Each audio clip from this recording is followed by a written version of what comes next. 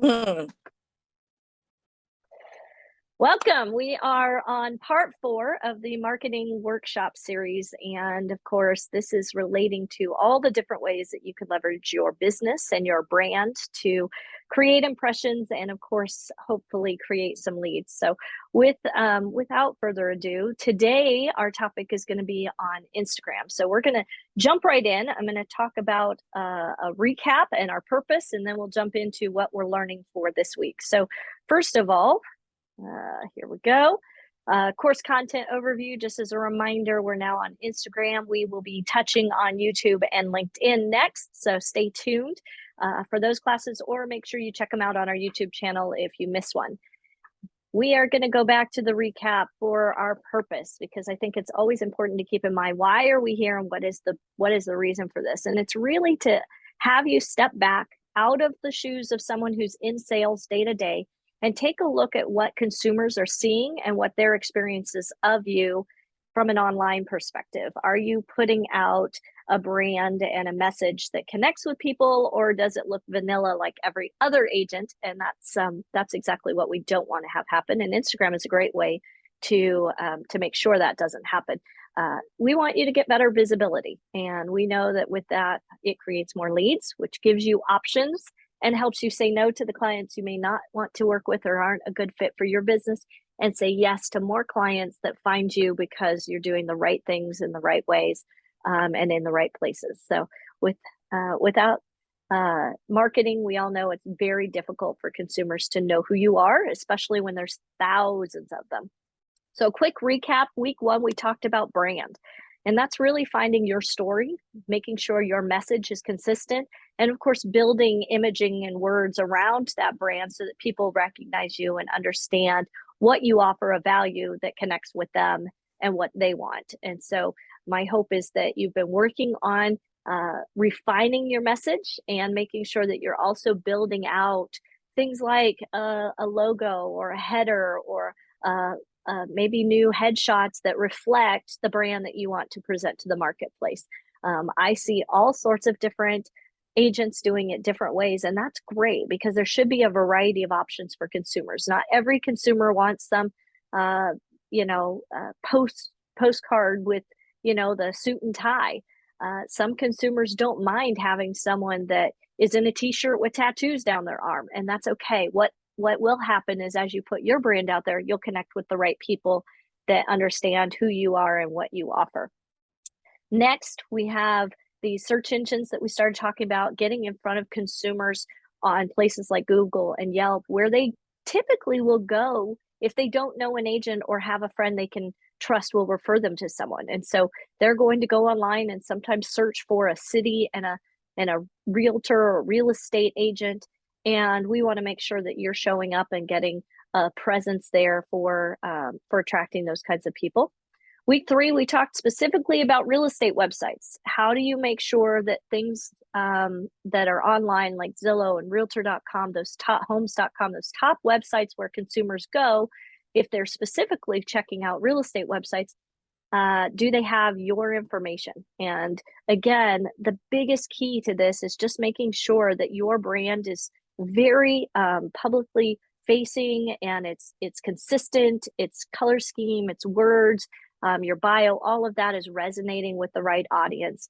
And so as you continue to monitor your results, my hope is that you'll choose to go back and refine these things and make them better, so that you're continuing to get in front of the right people at the right time. And then we talked about, and now we're here to week 4, where we're talking about Instagram. So we're going to talk about promotion on social, because I believe that social is very powerful. And hopefully, if you're building it right, you'll create an audience that takes notice of you and then begins to share your content or message you directly, as several of my friends have experienced, to make sure that you are getting those leads. And so as someone who is here to help coach and build you guys up, I want you to have your moment in the spotlight, and to make sure that what you're putting out there as far as content, that it's quality. So we're going to talk about, how do you make sure that you have a great Instagram life, and that you are connecting with people because it is a huge platform and leveraging it can be really powerful. So first of all, building it out. If you don't already have an account, you need to start with creating the account. And if you do have an account, it's time to go back and take a second look at what does it look like, and is it sharing the right things to the right people? So first of all, again, making sure that it is complete. I am a big proponent of keeping it short and sweet. This should be more of a personal platform. This is not like LinkedIn where it's strictly business. So the goal of having your bio is not to promote yourself in real estate.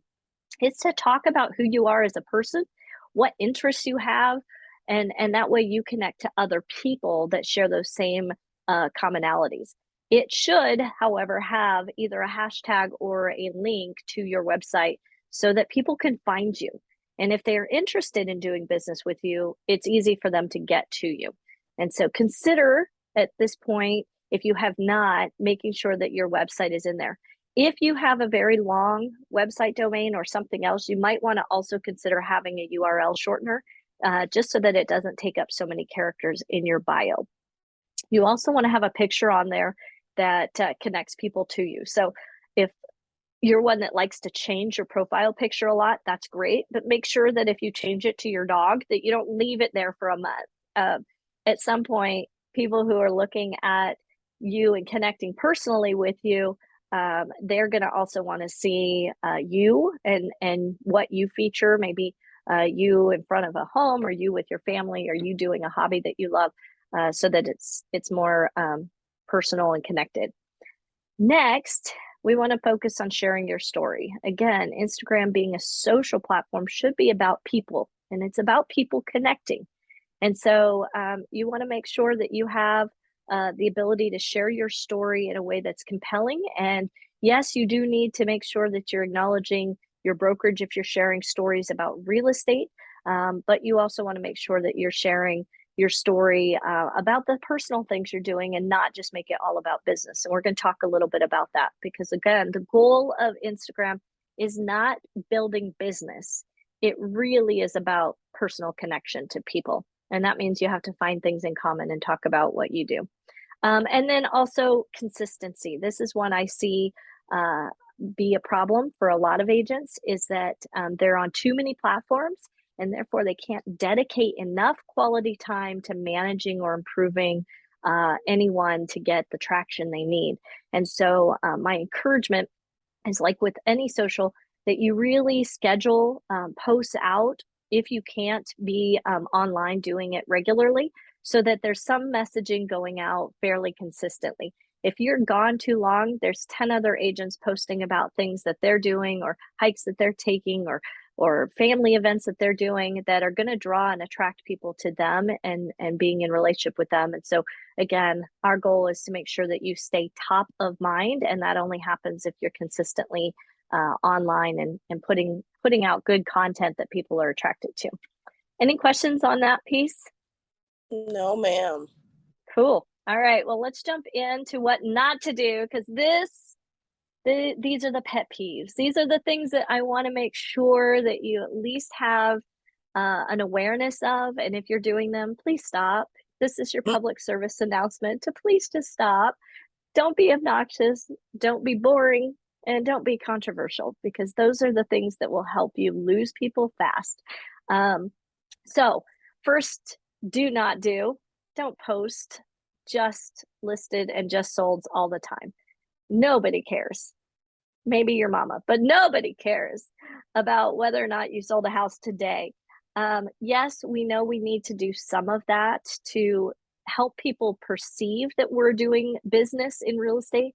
But if that's all you post and there's nothing else of interest on that page, people are going to tune out. And so make sure, if you are posting anything related to real estate sales, that you are also posting just as much, if not more, other things that aren't related to real estate sales.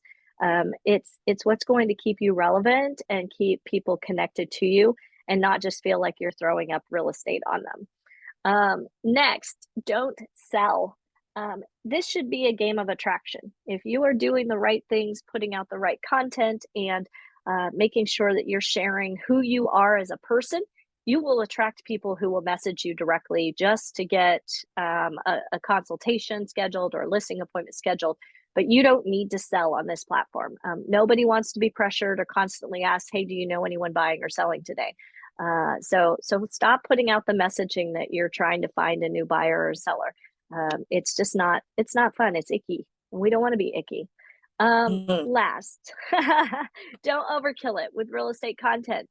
I have seen people use their Instagram again just for business, and that's not the purpose. Instagram was not intended to be a business platform, it's a personal platform. And so, if all you ever post about is real estate, people get the wrong impression. And that wrong impression could be just that you're a workaholic or that you have nothing better to do or that you have no life, and that is not that's not healthy. We don't want people to think that you're available 24/7 to do real estate. We also don't want people to think you have nothing else to offer besides real estate. So make sure you're mixing in a lot of personal stuff and share who you are and funny things that happen and stories of your family or your vacations or your other thing.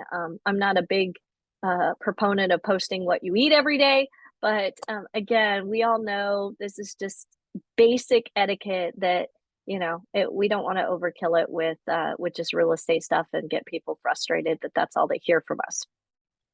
All right, now what to do? Because these are the more important parts, right?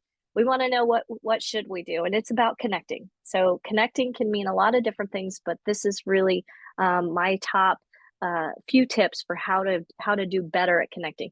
One, instead of just posting about every listing or every sale or every buyer, maybe do a synopsis every week or every month of here's the things that happen.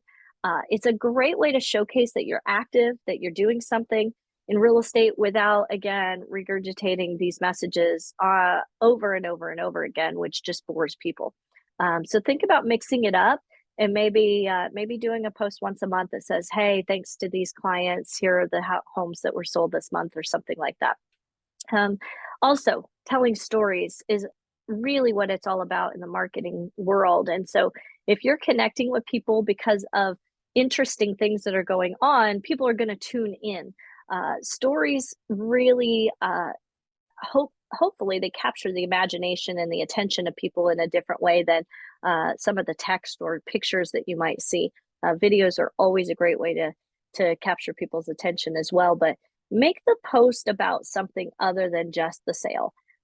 Tell the story about the weirdest thing you saw on an inspection report, or tell the story about how you couldn't find the lockbox and had to traipse through bushes to get to it. We all have those weird things that happen to us in real estate that we can share that make people laugh or engage them or have them feel like they've stepped into our world for a moment.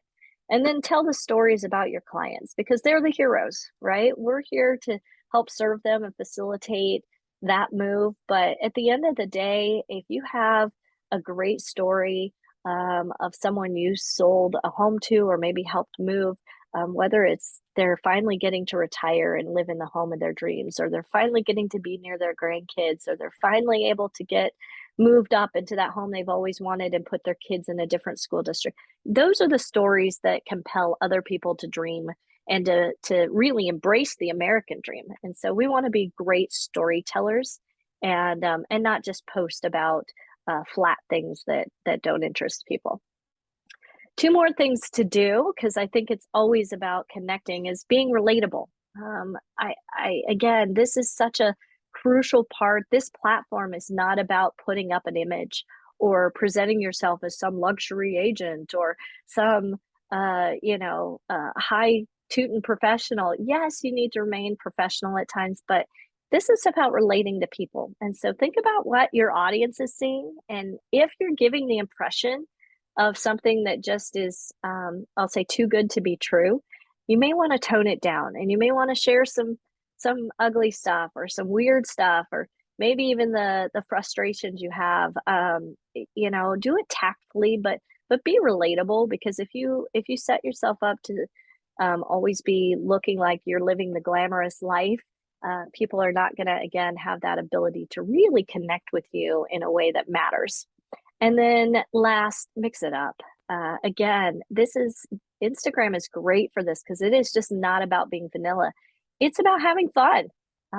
If you want to post the same images or text, go to Facebook and do that. People will look at it on their wall, but Instagram is about having images and video that connect instantly. And so try different styles, try different overlays, make sure you use filters occasionally. Create different posts. Maybe one has static text, maybe one's a picture, the next one's a video. Make sure that you're keeping it interesting because that's what's going to get people to follow you. And then as more and more people follow you, of course, the algorithms will continue to push you to the top of the suggestions so that other people can find you and like you. Make sense? Yes, ma'am. All right, so we're going to get to it. Here's some tips. And again, this is your quick takeaway for what to do when you're getting started. First of all, find people who do it well. Follow them. I have a couple of friends that I follow. Sue Bimson in Florida is one of my absolute favorites. Kendall Bonner also. I watch what they do and I try and learn from them because they really have it down. Instagram is certainly not my best medium, but I know that it's important to use. And so I am trying to always learn from the people who are doing it better than I am and get better at it. Next, take some classes. There are tons of classes online. Not specific to real estate, but there are also classes being offered by title companies and lenders constantly about how to get better at social. And so if you've not taken a class, I would advise you to do that because you'll probably walk away with a whole lot of extra tips and tricks on how to use all the features within the program. There's a lot to it. And so if you're not leveraging all of it, you might actually walk away with some quick tips that help you make it easier and get you posting more often. Next, ask your clients to follow you. This should be basic, but at closing, it's a great way to make sure that you stay connected to them. Ask them if they have an Instagram handle and if you can follow them. Then ask them to follow you. Those are the ways that you stay connected to your past clients so that they see what your life is like and they continue to feel personally connected to you so that they do repeat and referral business. So if you have not been asking clients to follow you or asking if you can follow them, I would certainly recommend that become a standard of practice for your business. Next, run a contest or have some fun. We did one, we've done a few of them, but last fall we did one that was a guess the amount of candy corns in the jar. Fun little thing just to get people engaged. And we had, tons of people that were typing in their guess of how many they thought were in the jar. And again, it's just a way to grow some attraction. And then again, when Instagram sees that you're getting a lot of activity, they're going to bump up putting you in front of more people. So do something just to grab the attention of people in a fun way. And that way you can hopefully push your ratings up and get more people following you. People like to follow people who are having some fun. Next, showcase your personality. This is so important. We've got to be, again, authentic. And this is the place for you to showcase who you are. I tend to be introverted. And so for me, it's always a push for me to really get out there on Instagram and feel like I'm putting myself out in front of the world. And yet, again, people want to work with people they know, like, and trust. And so if I'm not showing them who I am and what I like to do and where I'm going and what my family's up to, it's harder for them to connect with me and feel like they know and trust me. And so make sure you're showcasing your personality. Just read the other day about another real estate agent that was wearing a t-shirt from a rock and roll band. And because of that t-shirt, he got a direct message from someone who happened to love that band. It was their favorite. And they said, hey, we're thinking about listing their house, saw that you liked this, thought maybe we should connect and would love to learn more about what it takes to get my house sold. So just simple stuff like that can really make a difference and help you, again, connect personally with people. Next, make sure you're watching the reels to see what catches your eye. And sorry, that's spelled wrong. It's really important for you to get out there and to be doing what they are really promoting. And that's the in thing right now. That may change because features come and go and they're always adding new stuff. But right now, everybody is wanting to watch those short little clips. And it is so simple. You can take 4 or 5 different little pictures or video. I have a good friend that came in and gave me some instruction on how to do it, and I've been practicing along with it, but it was much more simple than I thought. And I had put it off for a while because it was intimidating. And so I encourage you, again, if you don't know how to use something, ask someone who's using it or take a quick class or look online. But I realized it's a 30-second thing to create one. And then I get a ton more views because they're, again, heavily promoting it right now.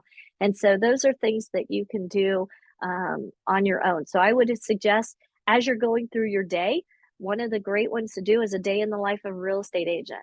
Have, you're at a house, you're at an inspection, do a quick pan of the front of the house or do a zoom in on the home inspector that's writing up the report or, do a quick picture of a homeowner getting the keys. And then just splice them together. You click the images you want to add together. You can pick the music you're going to overlay and it becomes a 10, 15, 20-second clip that plays for people to see and have some fun. And it's a great way to pick up followers. Next, hashtags are fantastic still for getting content out and making sure you're searchable. So think about what hashtag you want to use. Obviously, tying in local locations, tying in real estate terms, all of those are going to be ways for you to get noticed.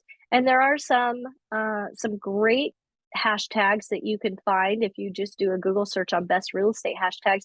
Things like real estate life come up quite often. And so while that might not be one that you would have thought would be something you would use, when you're posting that, you'll see millions of other hashtags have already been used. And so because it's a very searchable term, it might get you some more exposure. Also, make sure that you're using subtitles and closed captions. There are so many people who are waiting in line or doing something at work, and then they're scrolling through their Instagram. And of course, they can't have the sound on because not only is it a social faux pas, but it's also just rude. And so there's people who, if they have spare minutes, they will just cruise through Instagram and be swiping through all these things and watching everything. Well, if you're talking on a video and they can't see what you're talking about, they're going to continue scrolling right past. But if you add the closed captions or subtitles and they know what it is, they'll watch through and you'll actually get a lot more views that way. So consider adding that and making your videos a lot more relatable to people. And then also highlight customers, vendors, and other businesses. It is not all about you. Use Instagram to highlight other people in your world, and they will be able to then get exposure, follow you, probably recommend you. And so by taking time to really boost someone else or lift them up in the world and talk about what they do or who they are or how long you've worked with them, you may find that you end up with a lot more people following you because you're giving and you're sharing and you're talking about others and not just about yourself. And then last, make sure that, again, as far as your content, that you're also engaging. You're asking questions or giving tips, showing examples that people are going to engage with. I'm sure all of you have seen a would you rather kind of thing. Would you rather have this kitchen or this kitchen? Or here's the best colors to use this year for highlighting, bathrooms. Or here's the best new flooring options that are coming out because luxury vinyl is in, and so here's what you should consider. All of those kinds of things are, again, going to create an impression that put you at the top with in line as an expert, but it also is going to be something that probably is going to get more views because people are interested in knowing those things. They just don't know who to ask. And so there are ways to showcase you in business without you talking about listings or sales that are happening. And it's my hope that as you're mixing in some real estate stuff with all of your personal stuff, that it's, again, adding value to people. It's attracting people to you because they understand you're about give and not just take. Those are my tips for what I think you guys can be doing to engage better on Instagram. Action steps. We always talk about what do you need to do next because this is really important. First, create a great profile. and include the link to your website. So if you don't already have a good profile, or if you need to update it, now is the time. Take that 5-10 minutes after this class and go in and update it. Next, follow 10 real estate people or companies that you like or know or trust, and see what they're doing. Find out.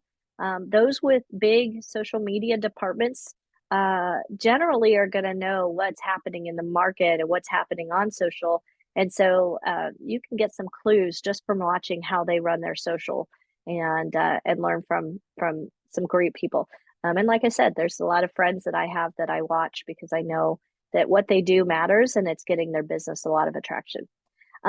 Build a reel and share it to your stories. Make sure that you're getting that exposure. It's important because those are being, again, pushed really heavily. And so create those and then share them. And that way you're getting two double exposure, one that is instant, and then one, of course, that sits on your page for a while.